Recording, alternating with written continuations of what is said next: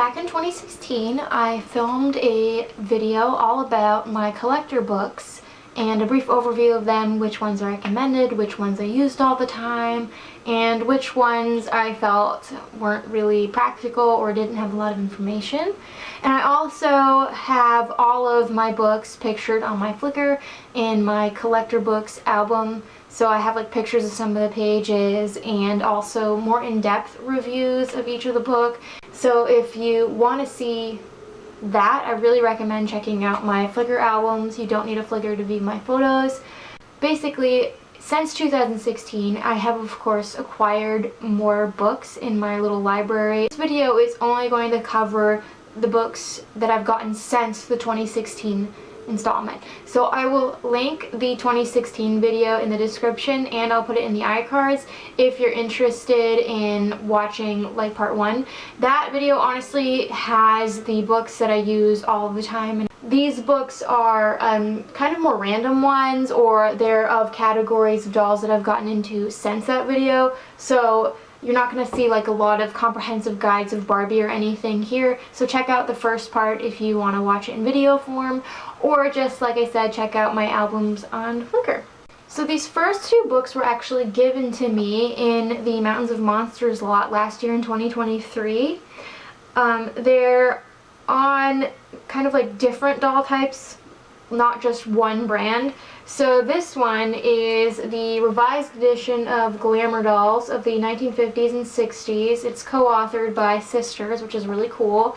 What intrigued me about this book is it actually does have information about a lot of dolls that I've heard of, or some that I have. For instance, Tammy. If you're like interested in dolls from this era, or you have a lot of pieces of dolls of this era, I think it's definitely handy and you can learn a lot of cool things. I really love learning about, for instance, some of the Horseman dolls, where they had like Mary Poppins or Cinderella, like this is one of the pages here. It's comprehensive in the sense that it has a lot of dolls from a lot of manufacturers, and the authors obviously knew what they were talking about, because they'll kind of tell you maybe how the manufacturing slightly changed over time. But there aren't a ton of pictures, and the pictures are laid out kind of weird. Sometimes they're on the page with the doll, but the pictures actually have numbers on them, because sometimes the picture isn't relevant to what's on the page. And there's also a lot of things that don't have photos. There aren't like high quality images. Everything is black and white except the very beginning of the book. There are some like colorful pictures, so that's one of the drawbacks. I mean, I understand that that was so they could fit in as much information as possible and to keep like the cost of the book low. As you can see, it's like really small. It's kind of pocket sized. My copy's beat up because I actually had this in my Jeep for a while, because when I would be waiting for my sister, when I was picking her up from work, I'd like look through it, so I've actually spent a lot of time looking through this. There are even sections on Barbie, but you're not going to get nearly as much information as you would from books specifically dedicated towards Barbie. So my overall feelings on this is like fun to have if you're like me and you just like learning about a lot of different dolls. But as far as its usefulness in terms of like in-depth identification using photos, you're probably not going to get that. And if they're a larger brand of dolls, for instance like Ideal Toys or Barbie, you're better off buying like a specific separate books on just those topics, because you're going to get more pictures and more information. But this is really great as an overview, because like I said, I've heard of a lot of these dolls through trying to research stuff, and it kind of is nice having like the information all together. The second book that I was given is called The Ultimate Doll Book, and it's basically on like antique dolls, ones that would be like made from different materials like composition, bisque. So these are not the dolls that I actually collect. I collect vinyl dolls, generally speaking, and I have a few like porcelain ones that were given to me or belong to my meme. But I love learning about antique dolls. Just because I don't collect something, that doesn't mean I don't like reading about it. And actually, I don't really watch videos about dolls on YouTube, but something that I do like to watch that's doll related, besides miniatures, like I like watching people make miniature dollhouse stuff, I really love watching people restore antique dolls because it's just like, it's a level above. It's a whole new skill set. You really have to be super talented. And I think that's really interesting. So as soon as I got this book, I was really excited. So you can see it has some like really nice pictures. I've read this whole thing. And it has like different companies. It goes into like how different ones were made. It's really, really interesting. I don't know, because I don't collect these doll types, I don't know like how in-depth this information really is, but it's super interesting if you just like reading stuff like this, or if you do collect dolls from like bisque or porcelain or composition or whatever, like antique dolls, then maybe this would just be useful in some way. Moving on to books that I've actually purchased on specific topics. So we have The Collector's Guide to Tammy. Tammy is a doll made by Ideal Toys to compete with Barbie in the 60s. I do collect Tammy dolls. They're all color photographs. And you can see they're really large in size. Part of what I love about this book and like the formatting of it is it reminds me a lot of books by my favorite author, Margot Rana. Now, the main reason I wanted to get a book on Tammy is, if you aren't familiar with Ideal Toys dolls, the fashion packs that they would sell for Tammy, the boxes would be plain. They wouldn't have like the name of the fashion, so you would have to have access to the old pamphlets or catalogs where you would order Tammy, and that would be where the names of the outfits were located. And obviously when you're identifying doll clothes, it's handy to know the name of the fashion and the stock number, and you can see they have that all here. Now, they don't necessarily say the years that every single thing was released, and there are some things that like she couldn't get pictures of or had to use stock images or advertisements for instance, this Pose and Pete, but they're mentioned anyways. And they even have a few things that they don't know exactly like what they are, but they've seen collectors have pictures of. This has like not just her fashions and the dolls, but also like the furniture sets and accessory sets. And also something that's super handy that I like is there is a little section on the competition of Tammy, so like dolls that were made in her likeness. And that's great because sometimes you'll get a doll and you'll think it's by a certain company, but then you realize, oh, that's not Tammy, it's branded something different, and this gives you like a good starting point. It doesn't go into great detail, but it is a good starting point.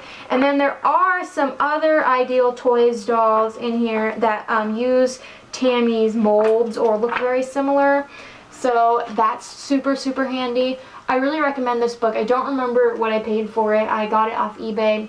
I want to say it was like $20 maybe. So my next two books go hand in hand. These are Cabbage Patch books. So since my first video, I've also gotten into Cabbage Patch dolls. I started collecting them in 2021. So I have the 1980s volume and the 1990s volume, and they're both written by the same author. Now Cabbage Patch dolls are still in production today, but the popularity of doll books phased out in the early 2000s, which is probably why these books don't continue on, just like a lot of Barbie books.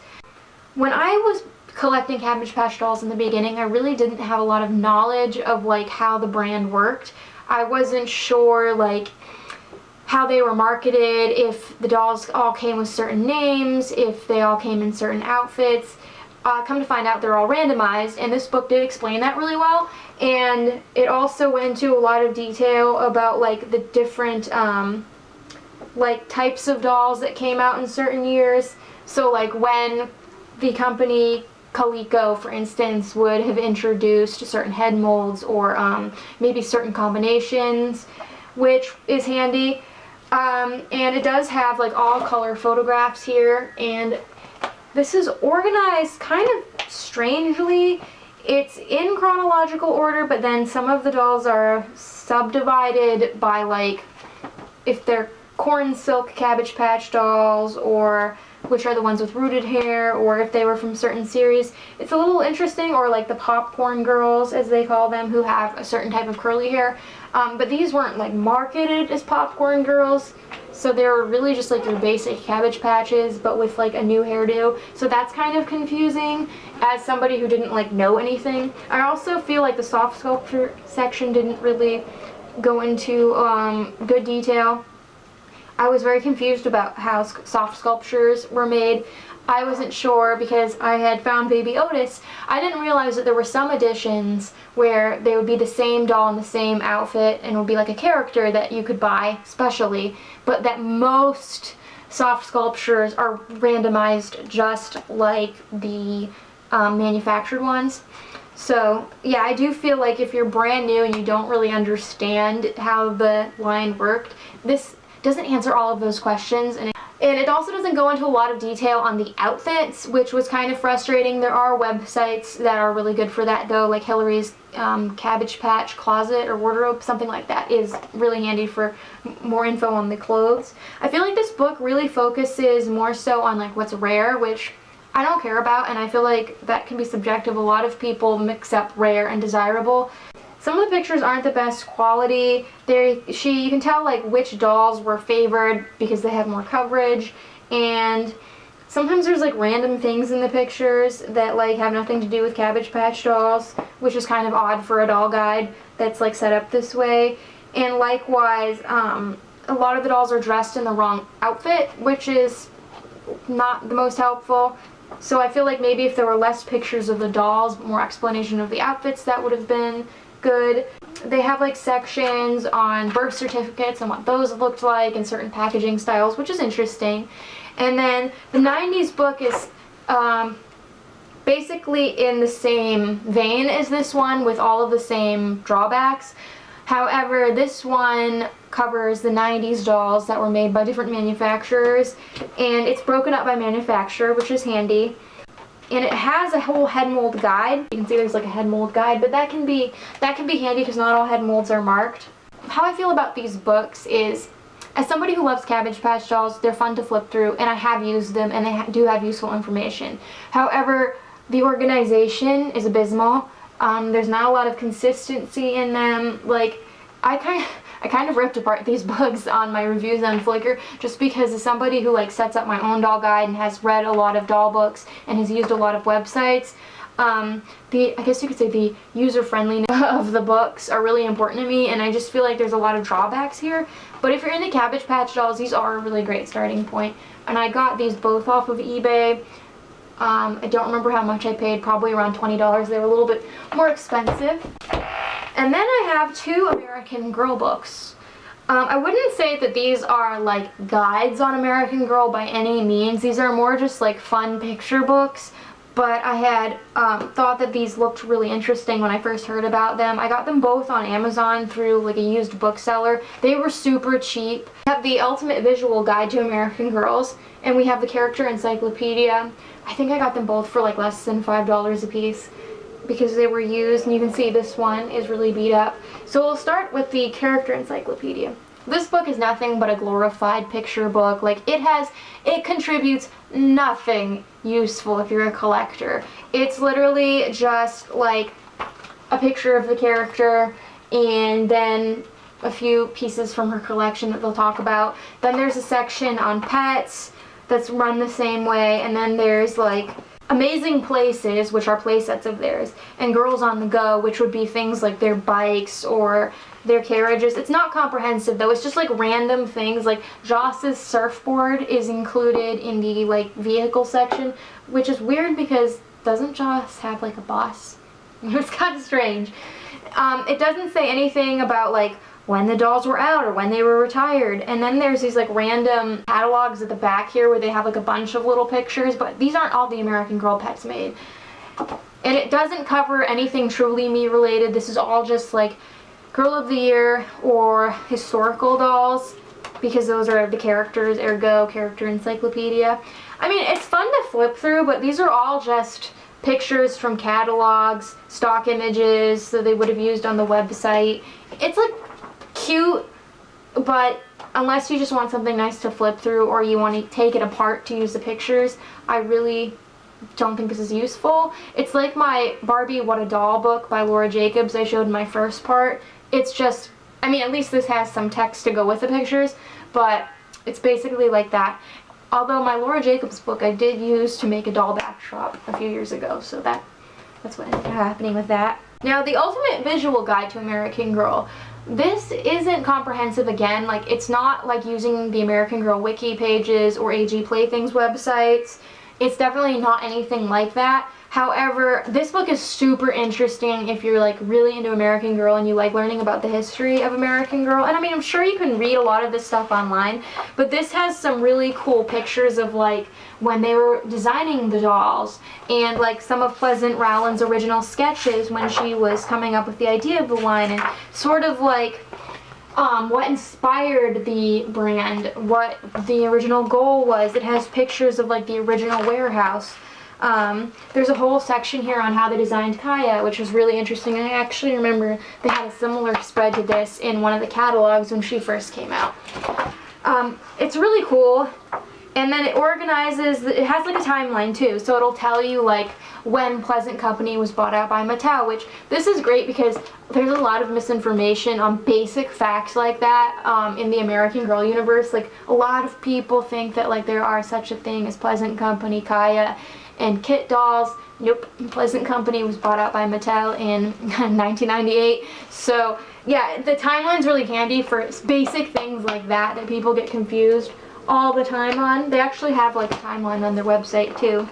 And it's broken down by like Be Forever, Girl of the Year, and there actually is a section on Truly Me dolls.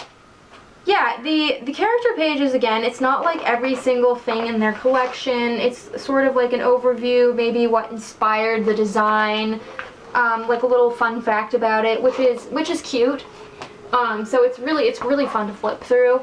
And then for the Truly Me dolls, it's got nothing to do with old Truly Me dolls, like back when it was Girl of Today. It really doesn't talk about that at all, which is interesting. You'd think there'd be more of like a history. I kind of wish that they went more into that, like the history behind the Truly Me dolls and what they were originally branded, and showed some examples of how things changed. But this is just representative of like the Truly Me dolls that were out when this book was being published.